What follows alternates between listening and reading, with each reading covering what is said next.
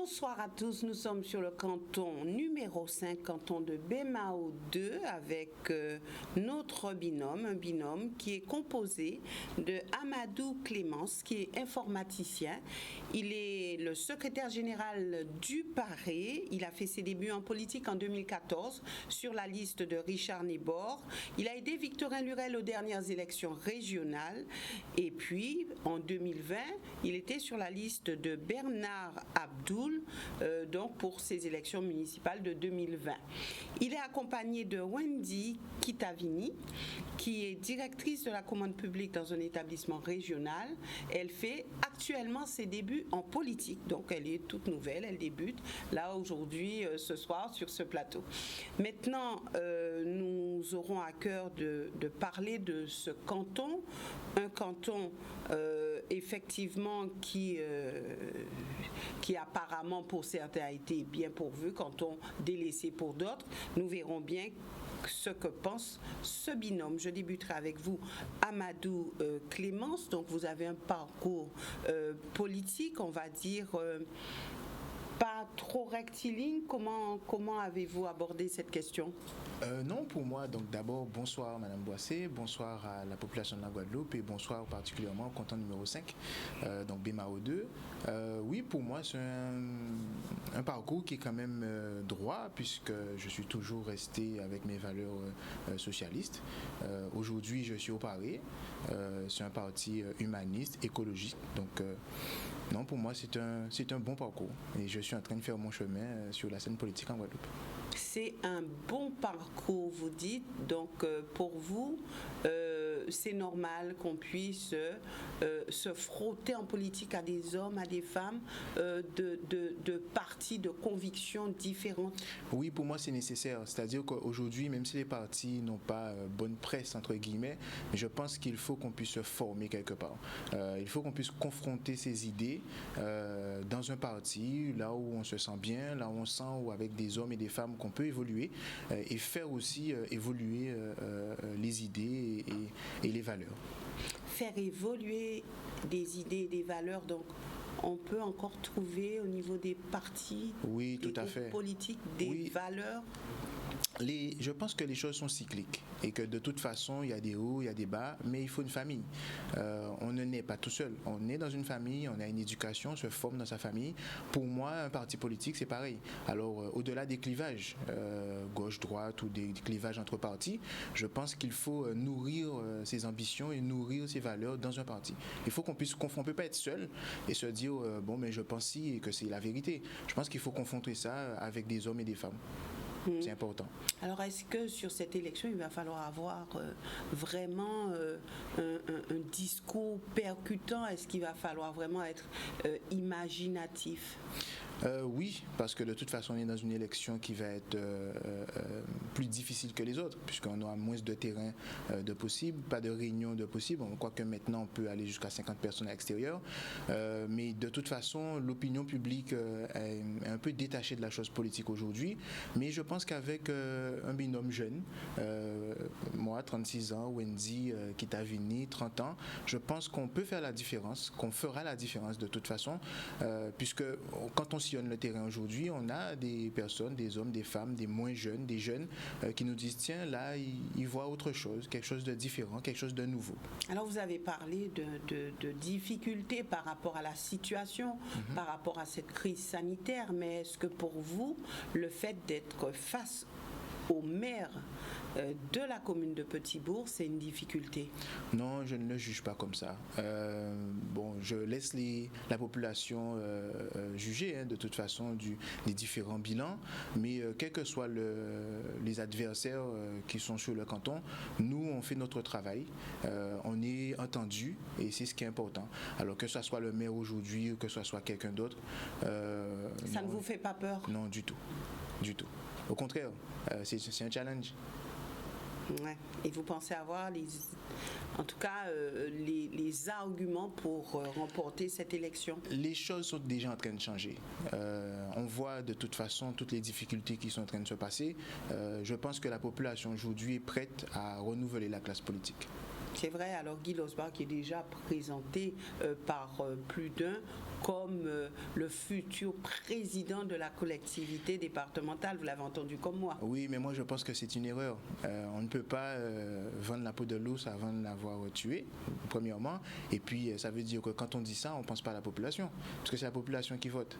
Donc on se dit déjà président de département, alors qu'il y a au moins 2 étapes. Il y a la première étape, ça veut dire qu'il faut être conseiller départemental, et ensuite il y a l'autre étape où quand on est conseiller départemental, il faut choisir une majorité. Alors, est-ce que la population dit Guy Losbach président? Ah, moi, j'entends pas ça. Aujourd'hui, c'est pas mon point de vue. Mais bon, comme je disais tout à l'heure, je laisse la population juger et on verra le 27 juin. Vous verrez le 27 ou le 20? Non, je pense qu'il faut 2 tours. Il y aura un premier tour et il y aura un deuxième tour. Il faut absolument 2 tours. Oui, puisqu'on a un sortant qui justement se dit déjà président, donc il faut un deuxième tour. Après, si la population nous choisit dès le premier tour, pourquoi pas? On est preneur. Mais je pense qu'il faut aller jusqu'au bout. D'accord. Wendy Kitavini, qu'est-ce qui vous a poussé à vous investir au sein de cette élection? Bonsoir Madame Boissé, bonsoir la population de la Guadeloupe, de notre canton et les téléspectateurs de Canal 10. Alors ce qui m'a poussée à me positionner en politique, je suis toute nouvelle, je n'ai pas d'étiquette. Ce qui m'a vraiment poussée, c'est l'exode des jeunes. Je suis vraiment affectée par la situation actuelle et de voir les jeunes de mon âge notamment qui sont à l'étranger, en France hexagonale, parce qu'ils ne trouvent pas leur place sur le territoire en Guadeloupe et qu'on ne nous donne pas notre chance comme on la donnerait peut-être à d'autres qui viendraient de l'extérieur avec un bagage d'études que nous avons. Ce sont des choses auxquelles j'ai fait face. Et c'est cette ambition de renouveler les choses, d'avoir un autre positionnement, d'avoir une vision nouvelle qui m'a poussée en politique. Alors, lorsque vous entendez, alors vous dites oui, les jeunes, l'exode des jeunes, mais il y a aussi beaucoup de jeunes qui disent moi je veux partir, je ne veux pas revenir, je veux voir le monde, je ne veux plus rester en Guadeloupe, il n'y a rien pour moi, c'est trop petit pour moi. Il y a aussi beaucoup de jeunes qui partent faire des études et qui tiennent ce langage-là. Alors est-ce que il n'y a pas quelque chose à faire à ce niveau-là, c'est-à-dire une prise de conscience avant tout des jeunes? Alors, pourquoi les jeunes tiennent ce discours, Madame Boissy? C'est avant tout parce qu'on ne nous donne pas notre chance. Et surtout lorsque moi, je suis un produit pur Guadeloupe. J'ai fait mes études en Guadeloupe, j'ai évolué en Guadeloupe, j'ai fait mes premiers pas en Guadeloupe. Et c'est vrai que je ne suis pas la fille ou la fille la fille de X ou Y, de personnes bien placées d'un point de vue politique ou autre. Et je me suis beaucoup débattue pour être à la place où je suis aujourd'hui. Et j'ai eu des camarades qui n'ont pas eu cette chance. Et c'est pour eux notamment que je suis là. C'est pour que ces jeunes reviennent et se sentent à leur place en Guadeloupe et puissent constater que nous aussi, nous avons des capacités. Les plus âgés pensent que nous n'avons pas forcément l'expérience nécessaire, mais mon objectif est aussi de montrer que ce n'est pas parce qu'on est jeune que nous sommes incompétents. Alors, jeune n'est pas égal à incompétence. Mais est-ce que les jeunes aujourd'hui ont envie réellement de s'engager au niveau de la Guadeloupe? Est-ce que les jeunes ont envie de faire avancer la chose guadeloupéenne, de s'emparer de l'économie guadeloupéenne? Madame Boissy, il faut leur donner envie. Il faut leur donner envie, il faut nous donner envie de se réintéresser à la politique. Aujourd'hui, on entend... Qui doit vous donner envie? C'est nous déjà d'abord. C'est nous qui sommes là. Moi, aujourd'hui, je considère que c'est notre boulot, à nous jeunes qui sommes restés, de donner envie aux autres de revenir. Que c'est notre boulot de nous investir et de leur montrer que oui, on a encore de l'espoir. Oui, la Guadeloupe, on peut encore être jeune, on peut encore être motivé et on peut faire de belles choses pour notre île. Est-ce que ces élections vous mèneront jusqu'au bout de votre ambition? Est-ce que c'est l'élection qui vous permettra d'arriver à vos objectifs? Non, l'élection est la porte d'entrée. C'est une porte d'entrée. L'objectif, c'est un travail de longue haleine et aussi en cohésion avec les autres institutions. à Wendy Kitavini, Amadou Clément seuls aux élections départementales, même élus sur un canton, nous ne pourrons pas changer à nous seuls la situation des jeunes. Nous considérons aujourd'hui que nous sommes un premier pas avec une vision nouvelle. Et c'est dans ces ambitions-là que nous cherchons à ouvrir la porte vers un autre chemin. Mais tout seul, nous ne pourrons pas, bien évidemment. Je ne suis pas utopiste. D'accord. Alors, quelle est votre vision de ce canton? Eh bien, comme Wendy l'a si bien dit, déjà, on a les jeunes sur lesquels il faut qu'on puisse se positionner réellement, puisqu'on se rend compte aussi, et ça c'est un paradoxe, qu'on a un canton qui est quand même attractif, puisqu'on a la zone de Colin, qui est une zone commerciale aujourd'hui qui est bien dynamique, mais paradoxalement, on a effectivement les jeunes qui ne se mobilisent pas, qui ne votent pas, par exemple. Et c'est pour ça justement que nous sommes là. C'est pour que les jeunes puissent prendre conscience que effectivement on a cette possibilité de faire évoluer les choses en Guadeloupe et aussi de participer à la construction de la Guadeloupe. Et ce qui mécaniquement va faire en sorte que les jeunes même vont bien se sentir sur le territoire. Là je parle du canton, mais aussi sur toute la Guadeloupe. Ça c'est la première partie. Et puis évidemment le conseil départemental c'est la collectivité de toutes les solidarités. Donc on a les personnes âgées sur lesquelles on a de bons points qu'on pourra développer, j'espère, tout à l'heure. Et puis, il y a pour moi l'éducation, la petite enfance. Je suis issu d'un mouvement populaire, les Francas, et pour moi, c'est naturel que dans mon programme, que je mette en avant la petite enfance et l'éducation populaire. Oui, alors vous êtes sur une élection où vous avez dit... il y a toutes les solidarités et ça veut dire qu'il y a toutes les attentes aussi au niveau de ce canton. Alors c'est vrai que je pense que tous les binômes ont identifié un petit peu ce qu'il faut à ce canton. Par contre, est-ce que ce soir, il s'agit de dire à cette population, voilà, le conseil départemental, voilà ses missions, et nous serons dans ces missions-là, et nous pourrons faire pour vous. Est-ce que c'est ce discours que vous tenez? Je crois qu'il faut aller plus loin que ça. Je ne sais pas si tous les binômes prennent vraiment conscience de ce qu'il faut sur le canton, mais quand je dis qu'il faut aller plus loin que ça, c'est-à-dire qu'il faut être disponible. Aujourd'hui, on se rend compte qu'il y a un manque de disponibilité. C'est-à-dire que le conseil départemental, effectivement, fait un travail sur tout le territoire, mais sur le canton numéro 5, on se rend compte que pour avoir un élu, pour pouvoir faire avancer un dossier, c'est difficile. Donc nous, déjà, c'est ça qu'on veut proposer. Où sont les élus? Je ne sais pas, peut-être qu'ils ont trop de mandats.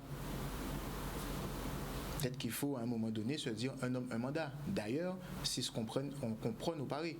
Alors justement, dans cette affaire de un homme, un mandat, lorsqu'on se lance en politique, mais ce discours, il est là, il est bien présent, puisqu'on débute un homme, un mandat. Et lorsqu'on est à l'intérieur, mais c'est plus un homme, un mandat, c'est un homme, plusieurs mandats. Donc, et on a beaucoup d'exemples aujourd'hui de personnes qui disaient un homme, un mandat, qui ont été élus et qui aujourd'hui ne sont plus un homme, un mandat. Peut-être que ces personnes-là ne sont pas suffisamment entourées. Je prends une équipe.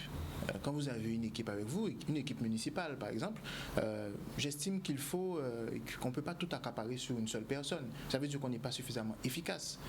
Il faut, nous, si on a effectivement une responsabilité, mais il faut savoir déléguer. Et c'est ça aussi qui freine les jeunes. Parce qu'à un moment donné, il y a des jeunes qui s'investissent dans tous les corps, que ce soit en politique ou autre. Mais surtout en politique, il y a des jeunes qui s'investissent, mais qui au final se rendent compte que le pouvoir est accaparé. Non, moi je pense qu'il faut déléguer et qu'il faut permettre à tout un chacun de s'exprimer parce qu'on n'a pas la science infuse. Après, c'est un état d'esprit. C'est un état d'esprit, mais c'est un état d'esprit qu'il faut cultiver. Et pour cultiver ça, eh bien, il faut confronter nos... Est-ce qu'en politique, on arrive vraiment... Est-ce que c'est...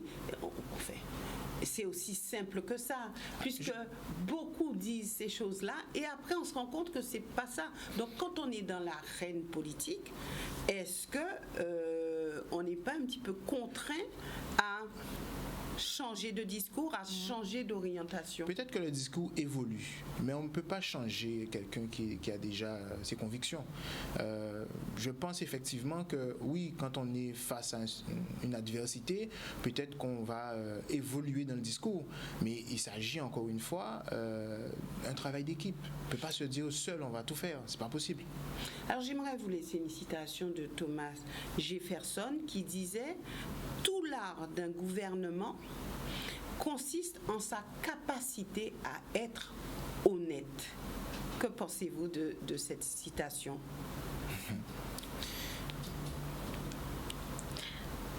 Alors, pour moi, un gouvernement, être honnête, c'est compliqué.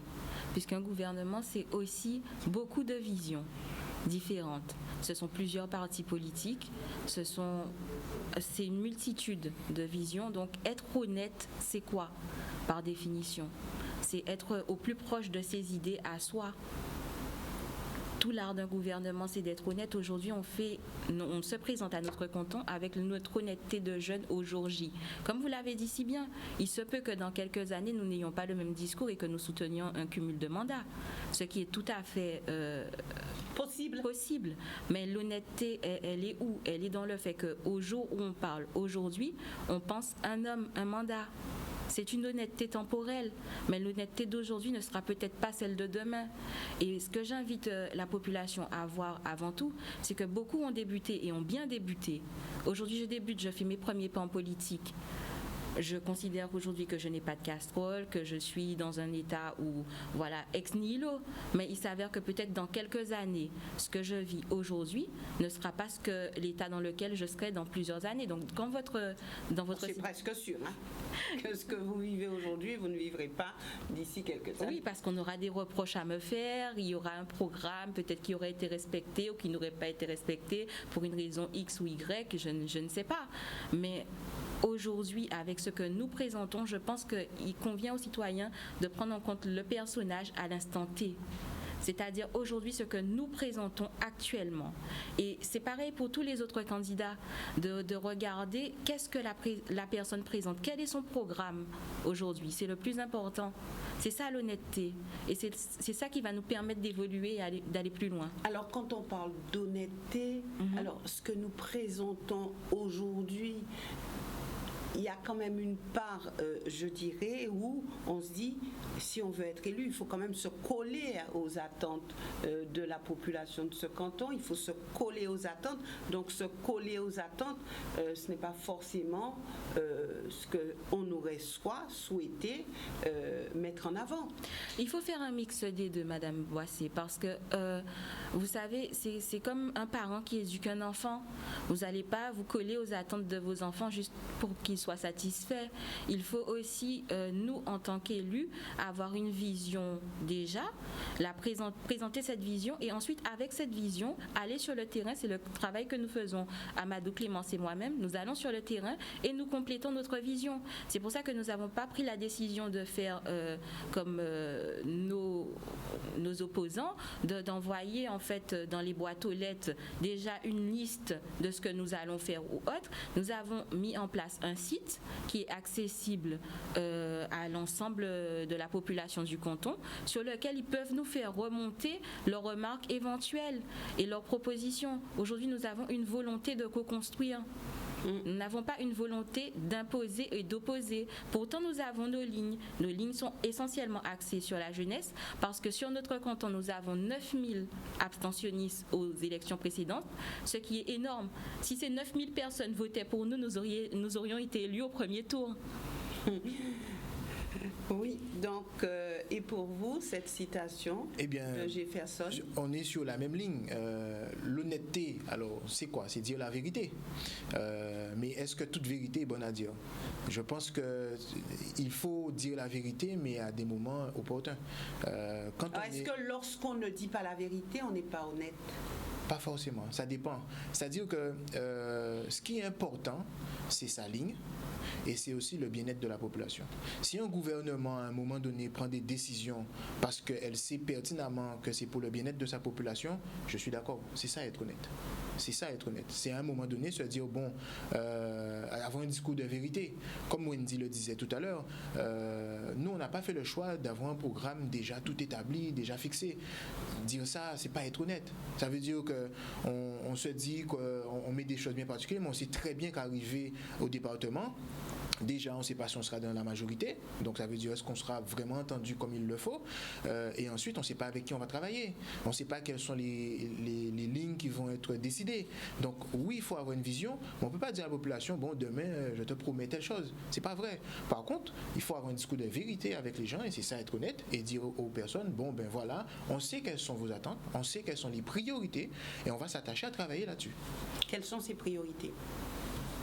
Alors nous sommes un véhicule d'idées, pour rebondir sur ce que disait Amadou Clémence, et nous souhaitons vraiment, c'est vraiment une volonté de notre part, de mettre en avant les idées de notre population sur notre canton et de représenter leur voix, d'être vraiment une instance représentative au-delà d'être une instance directive. Parce que je pense qu'aujourd'hui, les gens ont besoin d'être entendus. Lorsque nous allons sur le terrain, et c'est comme ça que nous avons construit nos idées principales, qui sont notamment, s'agissant des personnes âgées, nous avons fait le tour et nous voyons que les EHPAD sont dépassés sur notre canton déjà, dans un premier temps, pour ceux à qui nous parlons. Donc nous proposons des solutions alternatives aux EHPAD. Nous proposons des solutions comme les studios de jardin, qui pourraient faire fonctionner certaines entreprises et avoir certains essors. Donc, par exemple, vous avez votre maison que vous louez et dans votre jardin, vous avez un studio adapté et accessible. Vous continuez à vivre sur votre terrain. Ça vous évite d'aller dans votre EHPAD.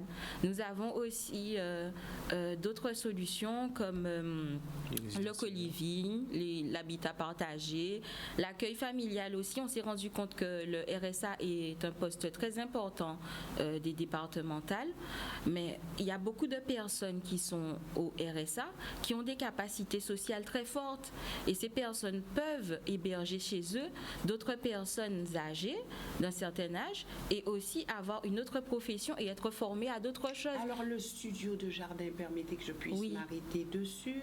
C'est vrai qu'il faut avoir quand même un terrain avec une superficie suffisante pour construire un studio et puis habiter là. Encore faudrait-il aussi que ceux qui vont louer votre maison, la maison principale, ou ceux qui vont acheter la maison, veuillent vous garder à proximité. Alors, louer la maison, bon, ça c'était un plus en fait. Vous n'êtes pas contraint de louer votre maison. Je parlais de la location de la maison parce que ça permet une entrée d'argent. Aujourd'hui, un EHPAD coûte entre 2 000 et 3 000 euros par mois. Alors que si vous avez votre studio à côté, que vous dépensez 35 000 euros pour le faire, vous avez à côté votre maison. Si vous la louez, vous payez déjà en fait le prêt que vous avez fait pour construire le studio.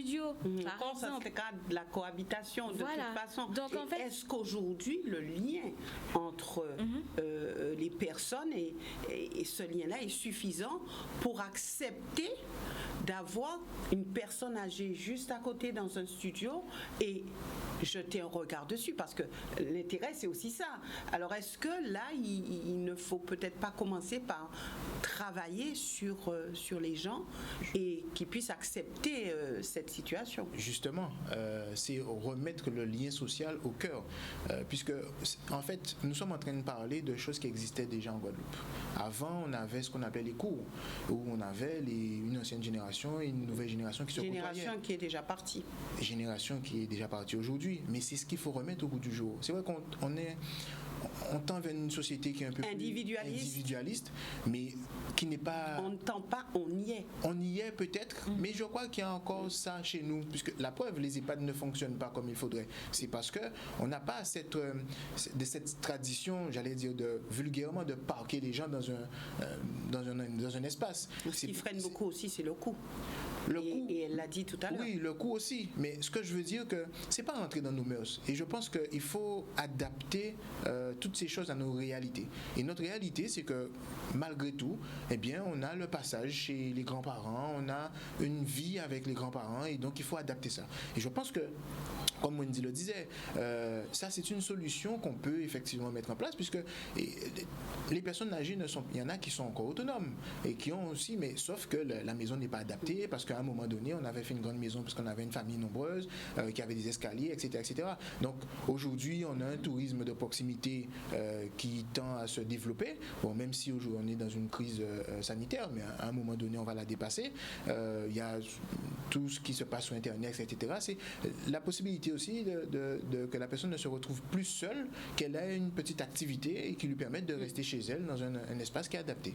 Ouais, donc vous avez réfléchi un petit peu à ça, vous vous êtes penché sur le devenir des personnes âgées. Mais on pense que c'est la question fondamentale aujourd'hui, Madame Boissé, puisque lorsque vous avez une population jeune qui s'en va, donc la population de la Guadeloupe qui diminue, une crise démographique, plus de 130 000 personnes de plus de 60 ans dans 10 ans, il faut réfléchir à la question des personnes âgées. C'est une question prioritaire et qui doit être au cœur de tous les débats aujourd'hui. Je crois que de plus en plus, les personnes âgées réfléchissent sur leurs conditions et préparent même leur décès en disant voilà, j'ai fait ça, j'ai mis de l'argent de côté, je veux partir.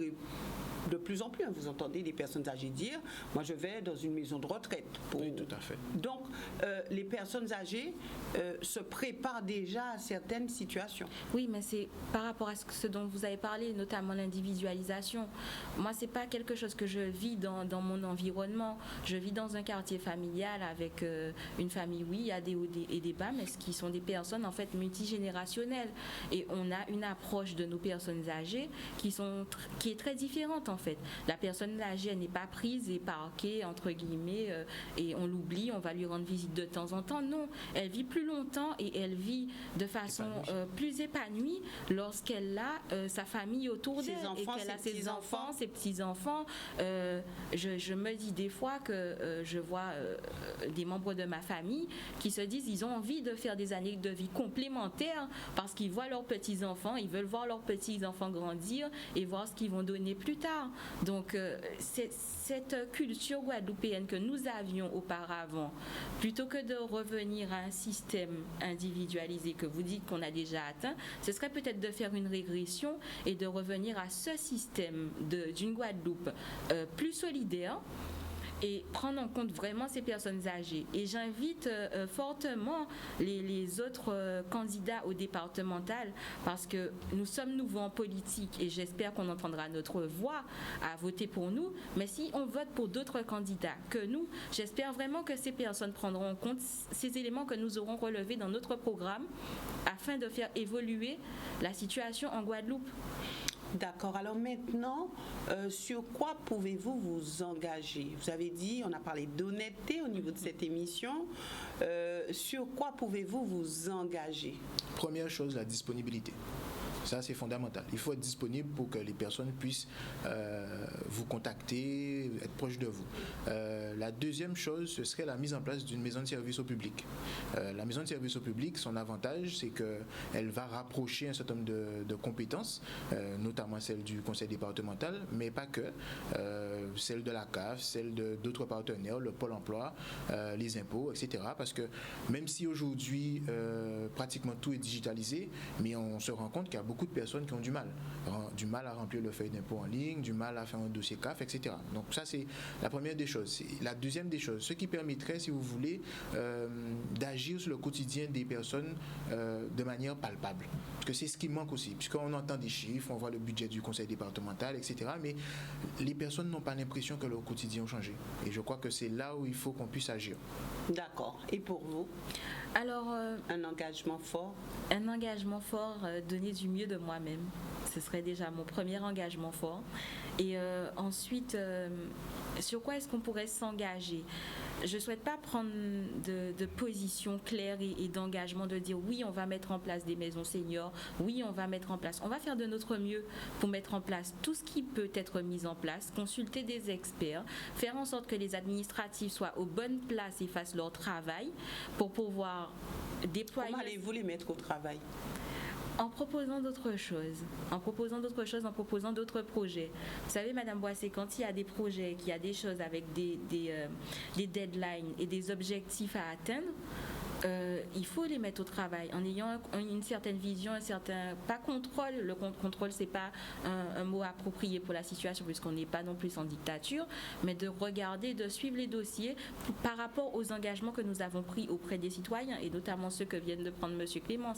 C'est pour ça que je vous parle de faire du meilleur de moi-même. Je ne peux pas mettre tout le monde au travail, je ne peux pas avoir un œil sur tout le monde, je ne peux pas regarder tout le monde, mais faire du meilleur de nous, oui, c'est ça.